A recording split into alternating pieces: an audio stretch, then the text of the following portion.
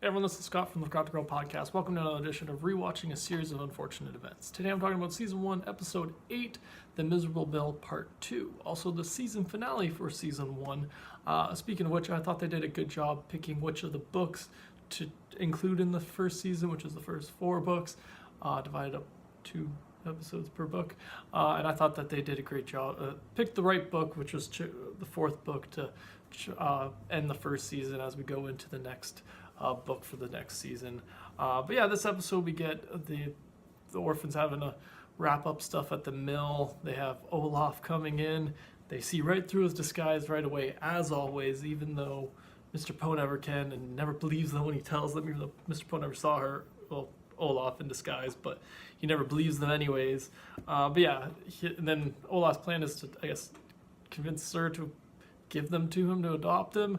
I don't understand like the adoption rules in this universe sometimes, because it's like, well, you can't just force kids just because they walked into your mill to work there, but I guess you just gotta concede to that part. But I thought this one was fun because we have the orphans trying to solve a mystery of what's the word, and they eventually figure it out. You know, very last minute we get a little suspicious death. Well, not suspicious, but kind of like a little far-fetched. I thought they could have done a little bit of a better job with the CGI on that scene in particular. It was just a little like, it's a little bit of a stretch, you know what I mean? She just like kind of falls, you know, it's just the whole thing. But anyways, we won't talk about that. But yeah, this episode overall was fun. I liked it. I particularly very much like how it ends off with us seeing the orphans heading off to the boarding school. They get a piece of the sky glass back, and then we get a song at the end, which I freaking love. You put a song in a show, I'm happy. And so I really like that they had the singing ending. That's not how the story goes. It's just so catchy.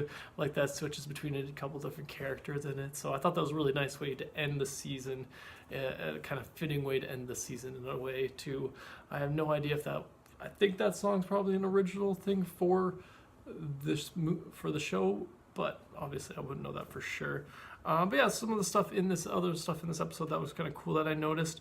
We see at one point that we see the people who we thought, or who I thought originally were the Baudelaire parents, who end up being the parents of the other now orphans, and how their place got set on fire by some mysterious person in a car.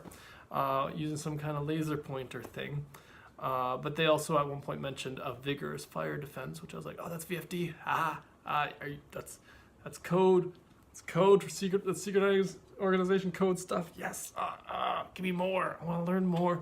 That's why I liked at the end when they get the piece of their half of the spyglass back, and then we see the other orphans also have the other half of a spyglass. So I'm excited to get to season 2 and the next episodes to kind of re-dive into that mystery. I can't remember exactly where that goes, so I'm excited to get to those episodes. But some of the other things I like, or I noticed in this episode, at one point we have Olaf make a little funny joke that kind of speaks to the format in which this show is coming to you, which is Netflix, which is, he says at one point a line, it's like, oh, haven't you guys learned anything this year, this week, this season?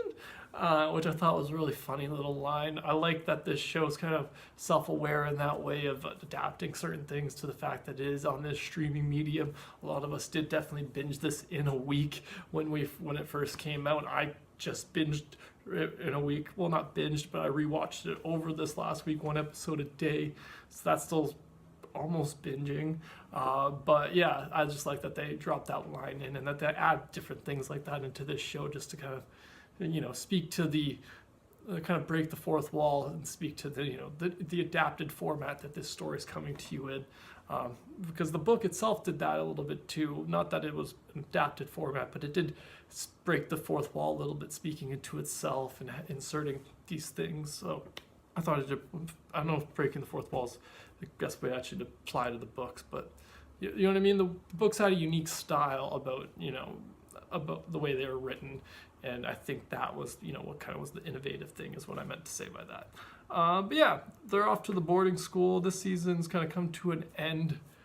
I'm excited to get to the next one. That's all I have for this episode in particular. Be sure to let me know in the comments below if there was anything I got wrong about the connection to the books. I didn't really mention too much about the book because I don't remember this book that well, to be honest. But yeah, be sure to let me know if there's anything about this episode you liked in particular or didn't like.